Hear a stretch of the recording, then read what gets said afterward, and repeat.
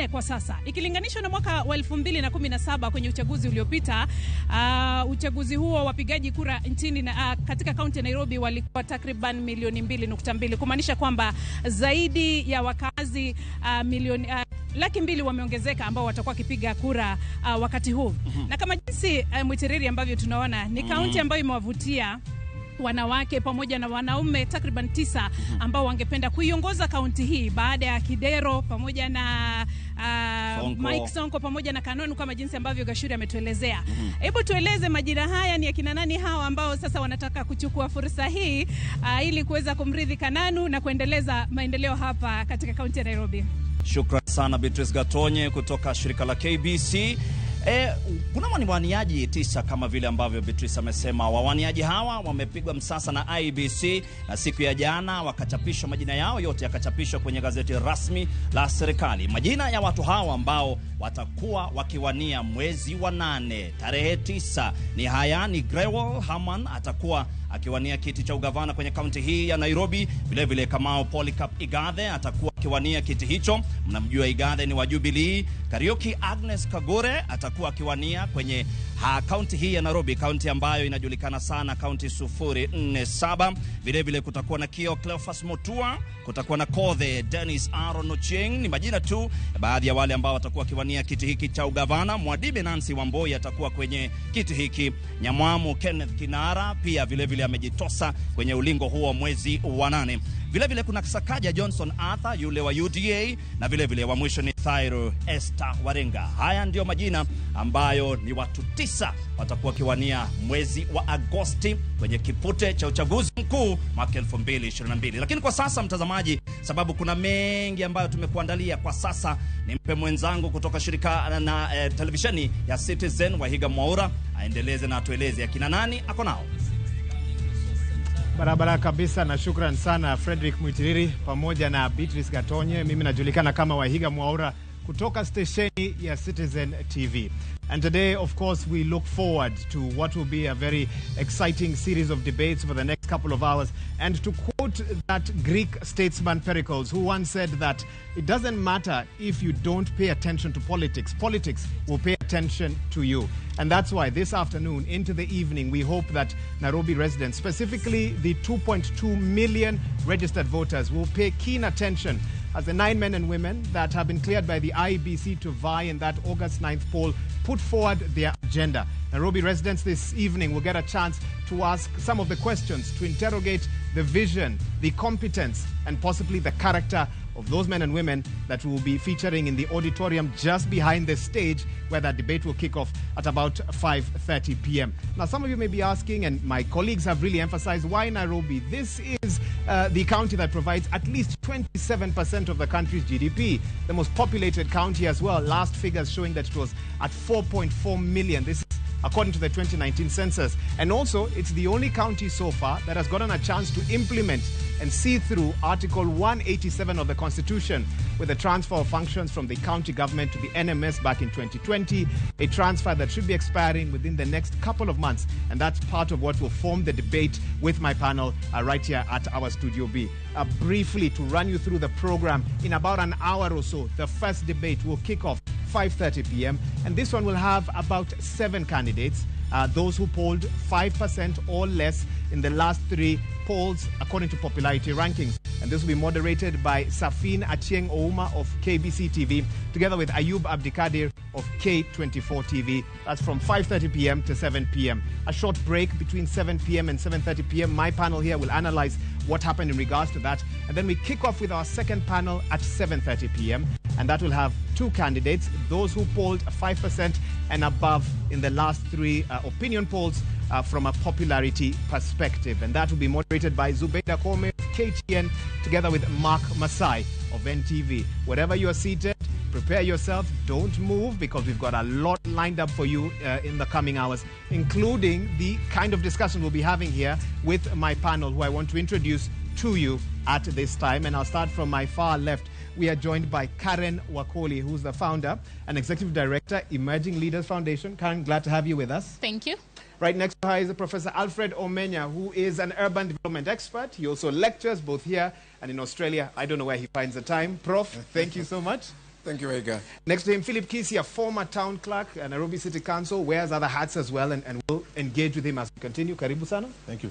On my immediate right, Wanjiro Gikonyo, who's the national coordinator at the Institute for Social Accountability, also known as TISA. Wanjiro, glad to have you here with us. Asante.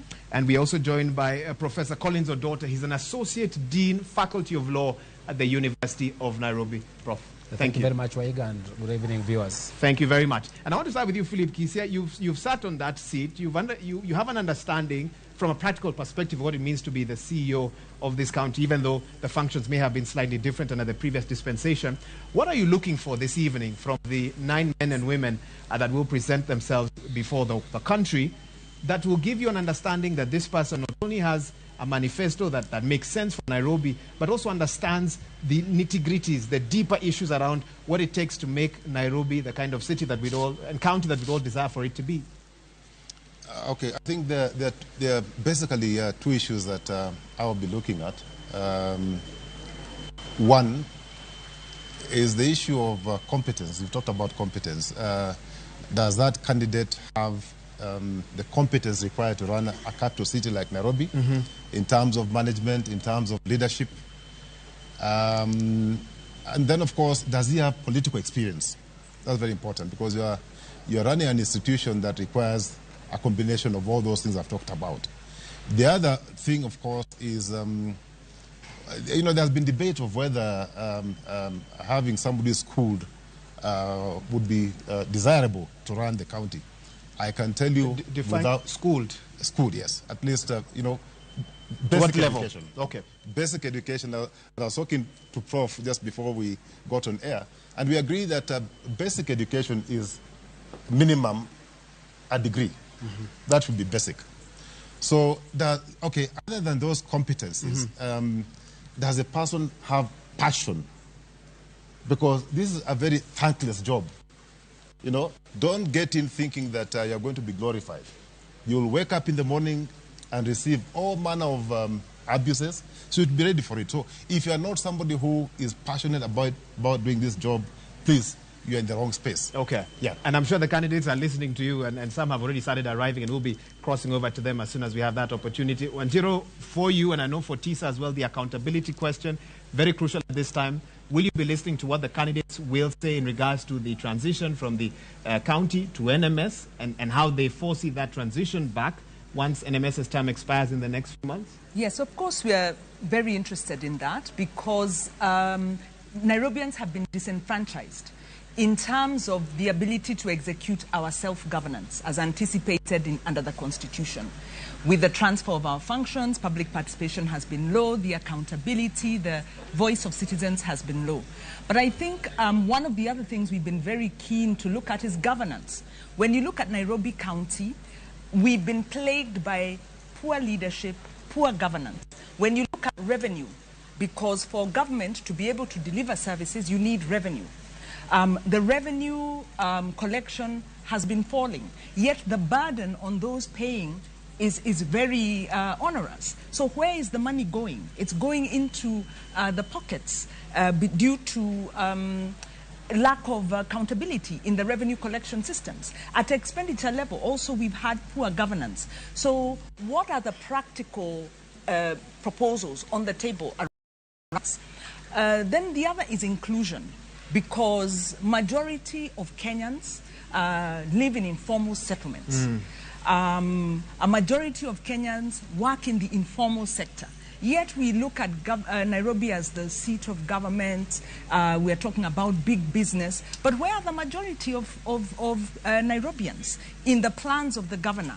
So these are some of the things we want to hear, so that we can have an inclusive, accountable, human rights-based form of government that really creates transformation in Nairobi. I'm glad you brought up the issue of housing, because I know that's a pet topic of Professor Alfred Omenya, who's obviously an urban development expert. What are you hoping to hear, Prof, in terms of how the candidates will tackle two sticky issues? One, what some have described as an unjust transport system that many Nairobians have to bear with on a day-to-day basis, and also an unequal housing system as well. Very few can own their own. I've written before about, so we are still in the realm of the colonial city, where all of us are meant to be strangers in this place.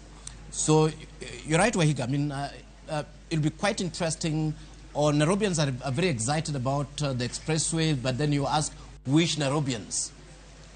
The expressway at best can only ferry up to 2 to 3% of this city.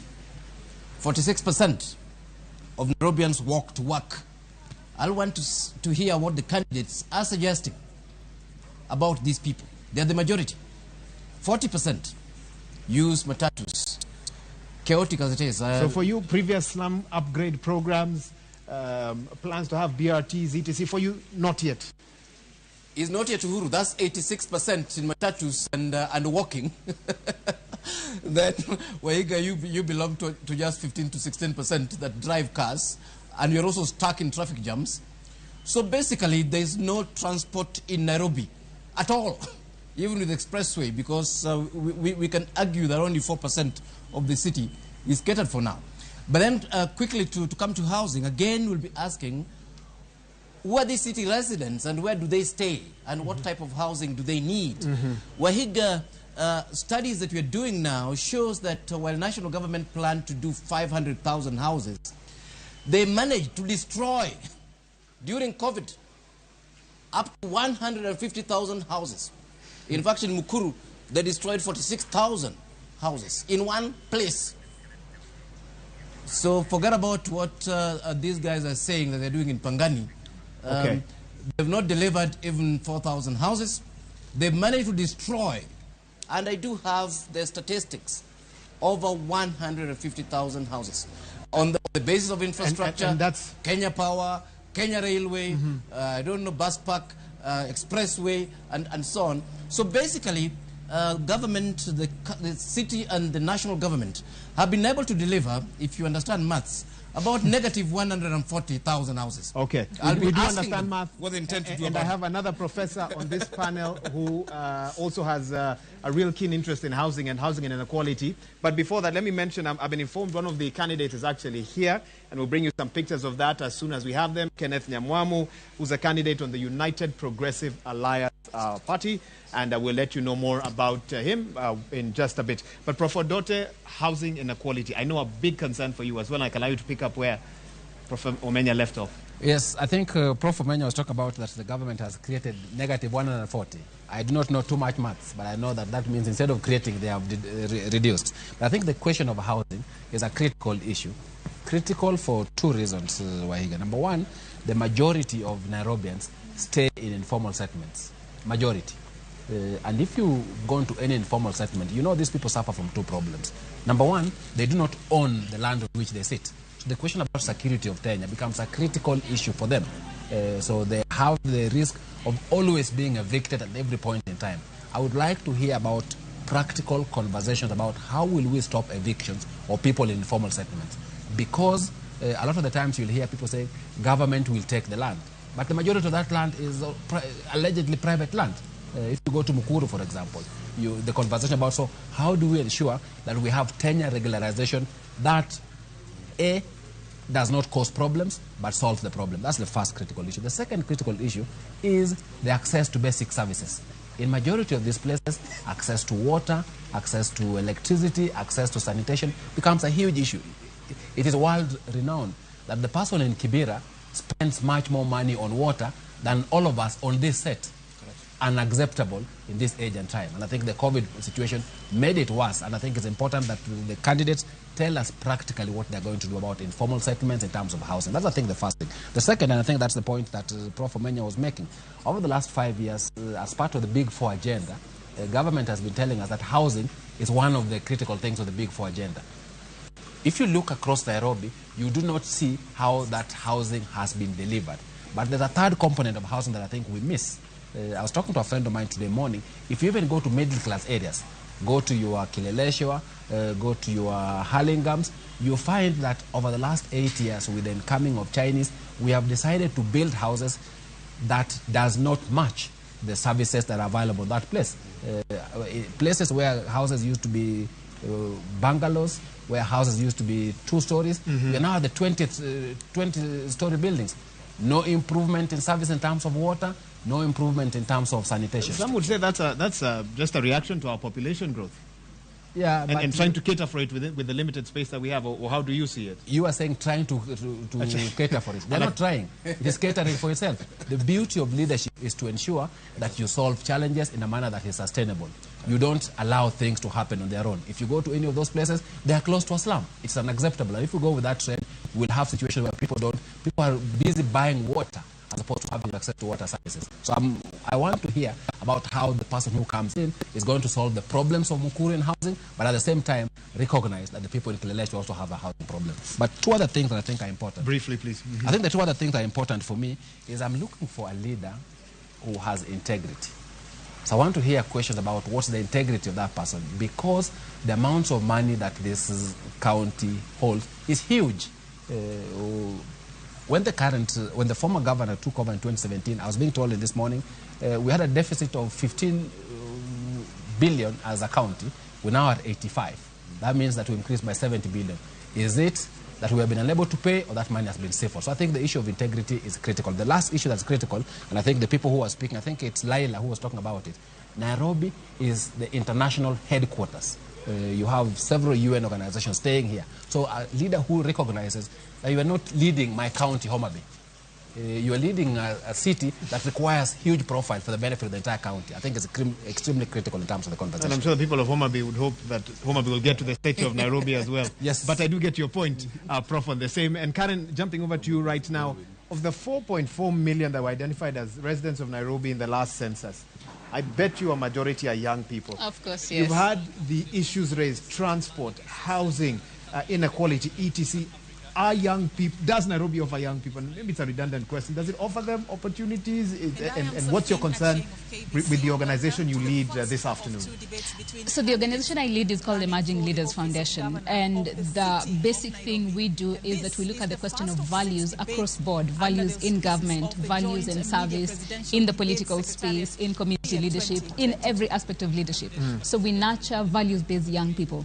And so this evening I'll be looking to see, are these individuals presenting themselves to be elected individuals of values? Are they leaders of integrity, like Dr. Odote put it across? Because then integrity and values would actually translate to the quality of their leadership. Like many of us have pointed out, the question about income versus debt and expenditure versus transformation. It's a big question within the city. And like you rightly put it, majority of the population within the city are young people below the age of 35. The issue about insecurity is a big issue. The question about livelihoods, the question about the widening gap between the rich and the poor. What is the agenda of these individuals in terms of reducing that gap and raising up families and individuals from the poverty line, to be able to live lives of dignity? So those are some of the things that are really, really keen for me. Okay. Yeah. At this moment, I now want to get the thoughts of my panel on the first debate, the one that will kick off in the next hour or so. And of course, this is the 7 candidates who polled 5% or less in the most recent polls. And Wanjiru, I want to start with you on this one and get a sense. When I did my own unofficial poll before we started with my panel here, some of you were not aware of some of the names on that list. So what do you do as a candidate this evening when you come for a debate like this? Maybe you're known to some within your spheres of influence. Maybe you're not known at all. What do you do to create impact across all TV and radio stations at a moment like this? Right. I think, first of all, it's great that we have many candidates, because that shows that our democracy is working. It shows that people have put themselves forward. What we'd like to see from the alternative candidates, if I can call them that, is the agenda. Many would protest at that. They might protest. Let me be very careful. characterization. Let me be very careful. From the candidates who will be speaking today is agenda setting. Because anytime you have a public platform, more so a platform as esteemed as the gubernatorial, being a gubernatorial aspirant, you have a platform. So you have the opportunity to shape the discussion. So we want to see how well do they understand the real problems of Nairobians, or of Nairobi as a county, as have been espoused here. Because there tends to be a discussion about Nairobi in legal terms, for instance, the NMS conversation. It was very unfortunate that an unconstitutional action that was supported by the head of state and the head of the county government put Nairobi in this situation. An unconstitutional action signed by the current governor? It was unconstitutional. We went to court on it. We went to court on it. The court was, gave our ruling that gave government the opportunity to regularize the process. But it was done. It was done illegally. It was done unconstitutionally without public participation. Now, how well do these candidates understand these dynamics? How well do they understand devolution? Because the other thing we have is candidates with very good ideas, but those ideas might undermine the Article 174, the chapter on devolution, in terms of how the implementation will be, how they envisage the implementation.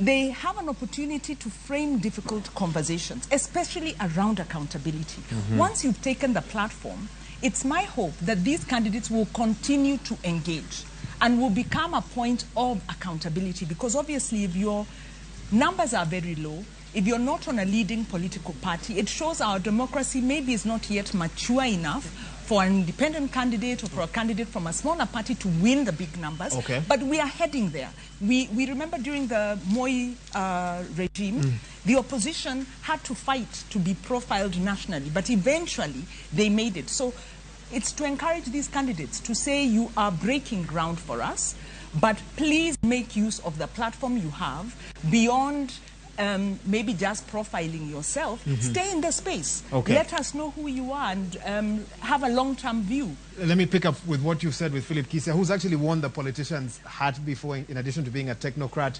And I'm sure you had the chance in 2013 and 2017 to watch previous debates. How much do these debates sway the views of the electorate, in your view? Wahiga, let me be very candid. That's a great way to begin a statement. All right? Yeah. I think I can tell you. Proceed. Let me tell you, it has no value. It No, has no. Then what are we doing here? Wahiga, Philip Kisia. You're telling me these men and women have gathered. I said what? I'll be candid. So Okay. don't get offended. You have the diplomatic license Don't to be get candid. offended. But just for today. But I'm saying that it adds little value. Why am I saying this? There are three fundamental issues that determine who becomes what in the political space in this country. Unfortunately, don't say that I prescribe to what people think, but number one is your tribe. People in this country vote. Talk about Nairobi. Even Nairobi. Nairobi. I am talking about Nairobi. People look at the tribe. Which tribe are you coming from? Because eventually, when the voter goes to the booth, he'll be voting a tribe, unfortunately. Number two, linked to the tribe is a political party. Which political party is controlling who? Because most of these political parties are not based on any ideology. They are tribal parties. Let me tell you, they are a group of fellows who have come together from different regions and have formed a party or a coalition of parties. Okay? Number three, it's not about ideology, I said. Very unfortunately, number three, right, Waiga? I am. Money. So if you get into this space and you don't have sufficient financial resources to roll out your campaign, you'll be in trouble. Because corporates, people in this country do not invest in politics. They don't give you a time. They don't give you a management information system. They don't give you anything. So they wait until you've crossed the line. Then they pick up a discussion with you. But before you cross that line, you are nobody.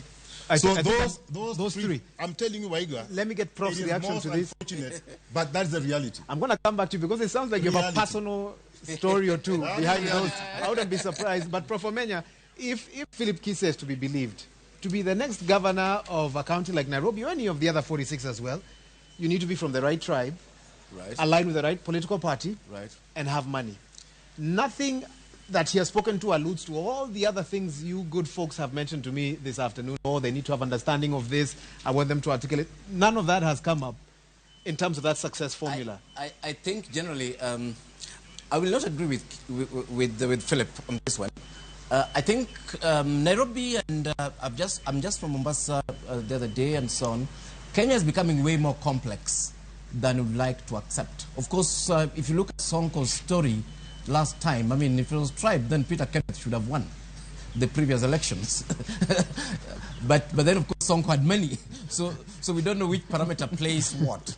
But I think, number one, some of these are starting to get overrated. There are some fringe candidates in this country that are making a big impact regardless of their tribe. I mean, let's mention Wajakoya, for example, with his unusual sort of campaigns. And people in Mombasa are saying, look, I mean, we'd rather lose with this guy than all these other fellows who've taken us for a ride for many years. So I think it's actually quite complex. Yes, money plays a big role. The political party does play a big role, I agree. But this city actually has ways of communicating that are very, very interesting. Sorry to use this example, but for example, Kenyans on Twitter, when we complained about the French fries from some country, you know, and it's our children who eat there, KFC started sourcing locally. So let's not underrate, you know, the space and the platform. Yeah. But having said that, I think for me, I've had a chance to address the EU Parliament. I've had a chance to address fringe parties in Europe and so on. I would like to say, and this is in relation to the candidates, that really politics is not always about winning. Sometimes we get into politics to put a particular agenda on the table. And the politics may not necessarily even be about winning the gubernatorial race. You could put the correct candidate in Babadogo, in you know, that is pushing some local agenda. And like they say, all politics is local. That's where it starts. And to me, this is the encouragement to all those gentlemen and ladies who are running, that if you do actually have an agenda, put it on the table. Do not be afraid.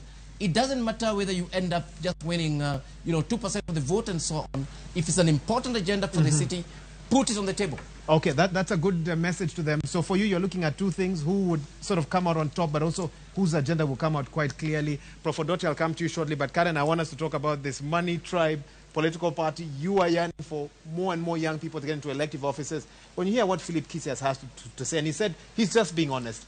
He's been out there. I don't know who else might have tried to vie on this. I don't know if anyone else has given it a shot, but he has.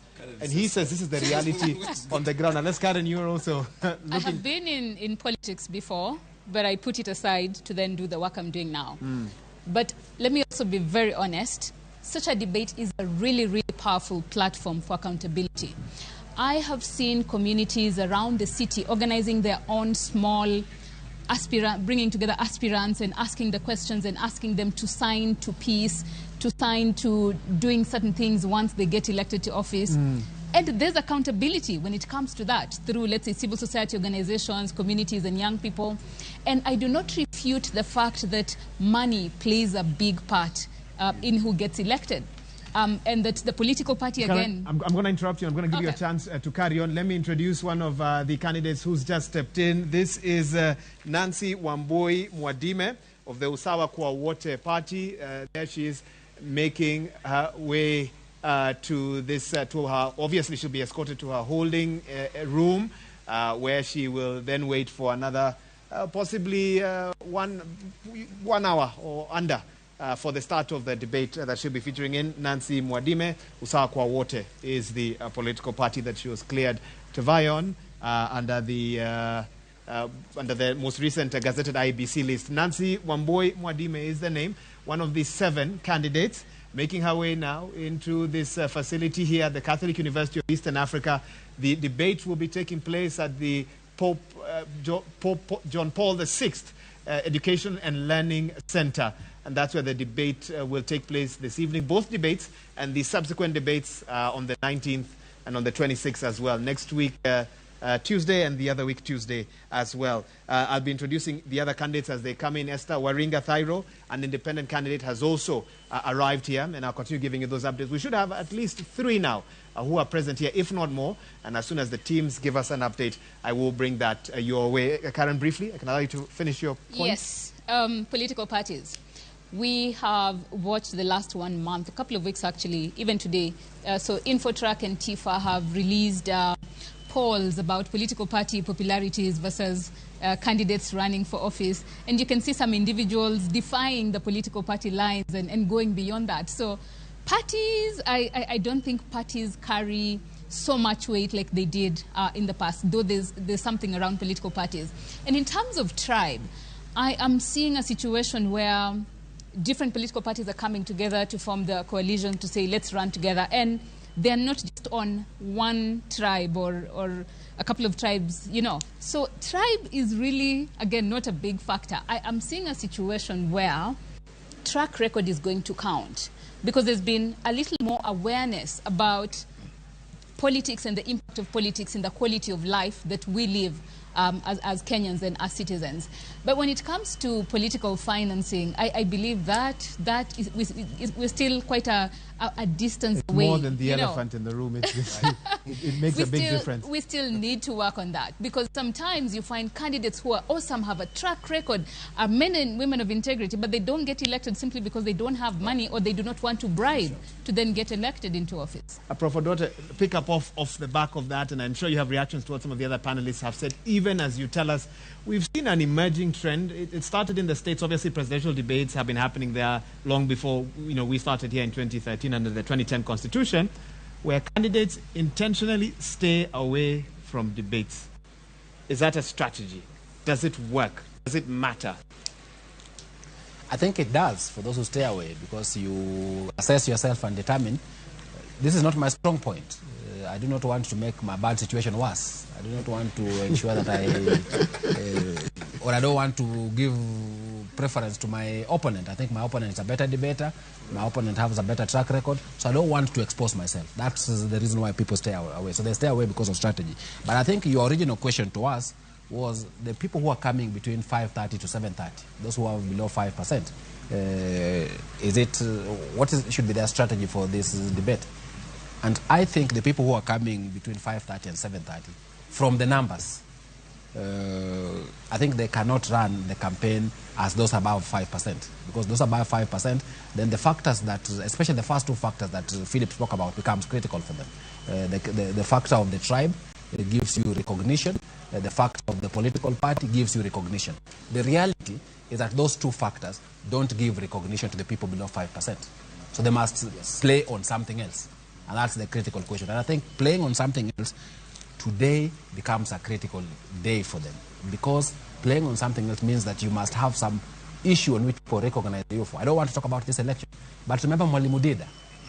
We still all remember Mwalimu Dida. From where? Do you remember what issue he stood for? No, but we remember him from the debate. Not because of the issue, Not from the because of debate. From the debate. Yes, and you remember him from the debate because the strategy for Dida was not the issue. The strategy for Dida was to come to you as this simple Kenyan who represents you, who is able to avoid complicated things and speak. Even until today, there's jokes on Twitter about Dida commenting about this election, and you will listen to it. If I ask you, who are the other presidential candidates? You won't remember 5 of them. So I think that the person who comes today, if you are these 7 people, you must ask yourself, I want to leave a mark on the minds of Nairobians. And remember, there are 24% of Nairobians, at least according to the polls, that are undecided. Those people are not thinking about the tribe. They're not thinking about they're looking for something different. So your duty must to give them that something different. The question is, what do you consider as that something different? And for me, looking at 530 to 730, that's all I'll be looking for. What is it that is different in this person that will make me stop and listen to it? Because that's what the Nairobian will listen to. If you go to Germany, for example, there's a party that only stands on environment. That's all. So they only want to appeal to you. They don't care about the other things. So you must be able to fashion yourself, if you're these 7 people, on something that people can be able to say, wait a minute, although I thought Waihiga was my candidate, I actually think Shiro is talking about something that I should stop at listening. Resonates with yes. me. Philip, you took us on a tangent. We've gotten lost in it. You vote, but you've been told, however, that there are fringe candidates who lack some of the things you've mentioned, but still make an impact. Do you agree that anomaly can happen?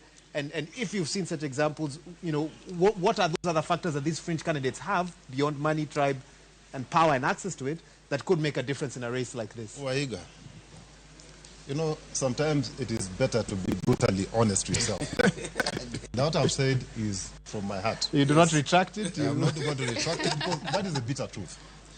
Now, just before I answer your question, you know, I think the debates are very important. I cannot, you know, underscore the importance of such a debate. As a matter of fact, if you go back to history, NCBDA, where was the chairman, was the first one to organize a presidential debate. You can check the records, okay? So I put a lot of weight on such a debate. Now, let me just very quickly comment on what my brother Prof. Menya said. In politics, you have no business being number two. Because if you are number two, you cannot sell your agenda.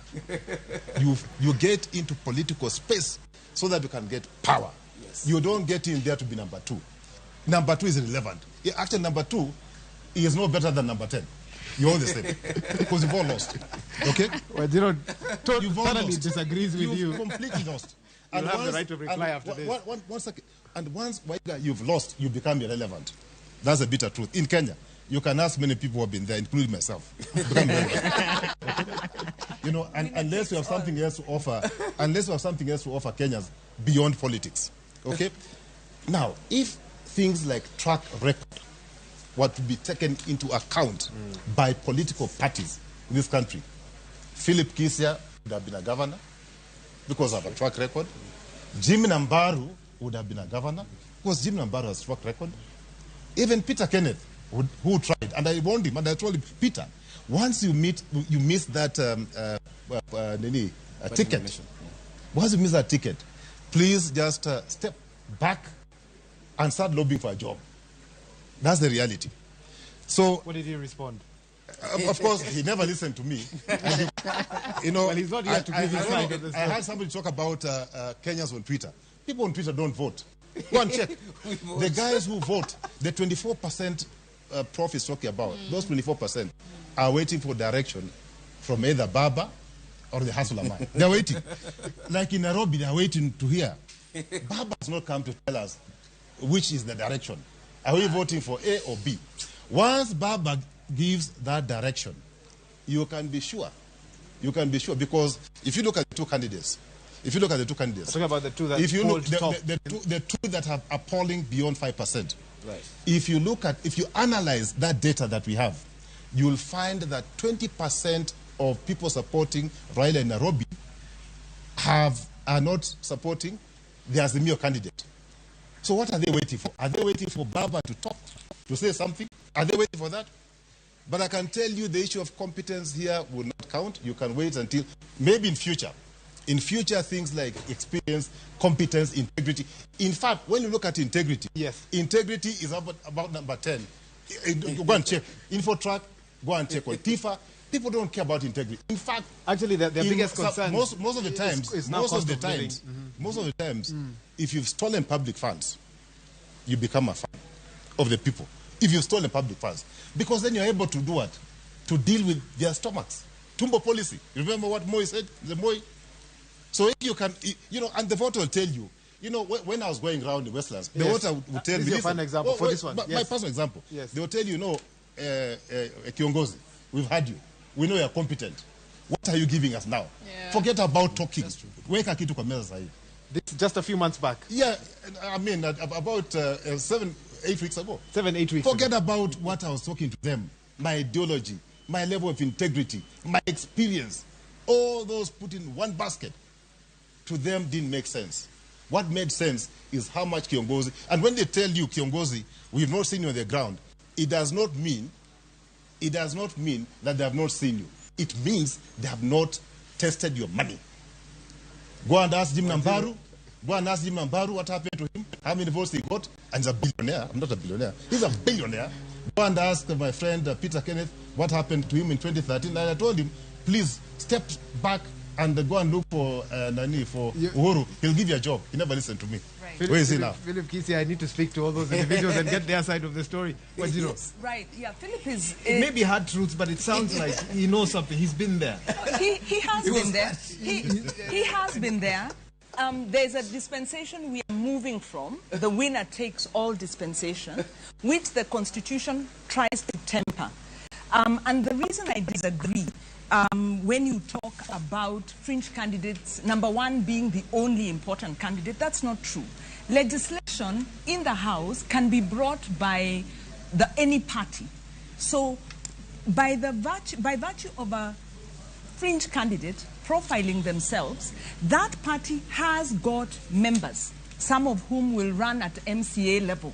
So the moment you're profiling your political party, it's not just one seat we are looking at. There is the governor, there is also the MP, there is also the important seat of the MCA. And an MCA in the House has a vote that counts for citizens. So I don't agree that it's a winner-takes-all. Our Constitution has sought to remove that winner-takes-all approach. Now, I do agree, unfortunately, that politics has become a lot about money. Our electoral system is still broken, but we are in the process of trying to reform it. And how are we trying to reform it? When you have fringe candidates putting forward an agenda that they can then popularize with the public, you put pressure on whoever will get into that seat. And I think the last point I want to make is the Constitution envisages a consultative, cooperative approach of government. Now, our Constitution isn't perfect, our political framework is not perfect, but it is not a winner-takes-all. You have seen decisions of the president being countermanded, whether it's by the courts, whether, in fact, court action taken by civil society institutions or individuals like Omtata can go to court and hold the president to account. So every political space counts. We are no longer in the winner-takes-all dispensation, and we must encourage Kenyans to be bold. Stand up, but also know that you've got a lot of political clout that you can pull from very many corners. So it's not just the governor. One of the challenges the governors have faced, and this is where I agree in our kind of very poor political culture, is the role of the MCA. So much as a governor is going to come and give us a political promise, they then have to deal with the politics of running the county, the civil, the public service, but also the county assembly. And this has been a real weak link in terms of devolution. So fringe candidates are like the main candidates of the larger parties operating in a very imperfect system, but we have the opportunity to set agendas. Even as civil society, we also set agendas. We have passed policies. We have gotten laws passed, even in this county. And we do it with, in some cases, with nominated members. And I think for you, setting the agenda is so crucial, sometimes even more crucial than winning. More crucial than winning. The gap we have is implementation. The non-implementation is a challenge that plagues all. And so we still need to push with accountability. So no, fringe candidates have a role. There's a lot of opportunities for power and pushing. Let us take them. Let us encourage fringe candidates. Let us encourage those out there and get rid of the winner-takes-all mentality. That one is not right, and it's not taking us forward. Okay. Waihiga, I wish to add to that. Okay. You say that the number one issue of concern for Nairobians is the cost of living. Cost of living. But you see how that is actually directly related to the question of values and integrity. So right now, as candidates are busy campaigning, people are saying, give me something for me to listen to you, for me to listen to what you have to offer. They will go ahead and give them that something they want, but how will they recoup that money? They get into office, they will look for the slightest opportunity to actually make their money back. So it's more now about self-interest and not the interest of the public at heart. So again, it brings us back to the question of values, that integrity actually counts. It's the cornerstone, and it determines the question about whether people live in dignity or not. And Philip Kisia says he's never been asked about integrity questions when he goes on the campaign trail. It's a different question altogether. And you rated integrity very high. In fact, I think you are the first one on this panel to say, that's what I'll be listening out for. Compare and contrast what you're feeling today with Philip's honest statement that I think it might matter here, but it might not matter on the campaign I think we are talking about two sides of the same coin. So I think there's a point that everybody is making. The point that Philip is making is that the current situation is that this is what people look for, that you're either number one or last. I think this debate, in my view, is not about what is. This debate is about what should be. Because the debate, if my understanding of the role of the media is, it's also about shaping public opinion. So if any of these people who have below 5 is going because he wants to be number 1, that is his principal motivation, to be brutally honest, to borrow the words of Philip, are in the wrong space. But if they recognize the role that they are playing in this process, and that role is to bring us to a situation where the person who runs should not be winning based on lack of integrity. They should not be winning based on tribe. They should not be winning based on political party only. And I think they have a critical... But if you look at this election, Waihiga, the thing that is interesting, I was telling somebody that I think except for very few... Look at those who have been declared elected and opposed. In this election, just two, or actually 3. 1 women rep from Kericho and 2 MCS from the Rift. Across the country, many of the places, before, if you are from the right political party, after nominations, you came to Nairobi and waited to be elected. I can guarantee you, Waihiga, the bulk of the MPs are in the village. Because there is no guarantee. In fact, the political party has become a yoke in many of their necks. Yes. So Kenya is changing, which is a nice thing. The one place where we haven't changed is money. I think the amount of money being dished out by a political party, in fact, you go to a rally, people don't want to listen to you. They want to line up. So for me, I see the candidates coming today, moving us away from this thing about integrity does not matter. Moving away from this thing about, you know, if I'm from the wrong political party, if I'm from the wrong tribe, I will go nowhere. And I think there's a critical role for that. It's stable.